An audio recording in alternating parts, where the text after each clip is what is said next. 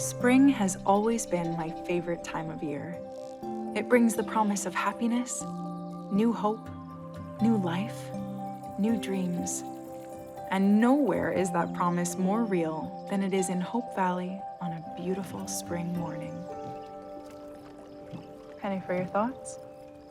I'll give them to you for free. Rip desperately needs a bath. I hope Abigail made scones this morning, and you look absolutely beautiful.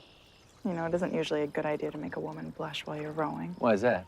because she might just kiss you and then you've dropped the oars. Well, then we'd be stuck in the middle of the pond all day. Oh, well, we wouldn't want that to happen now, would we? Maybe we would. And who would do your morning rounds?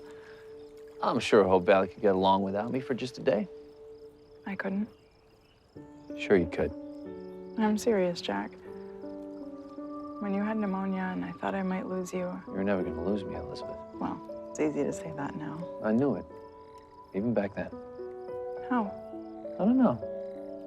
Just had a feeling that it wasn't my time yet. That there was more I was meant to do.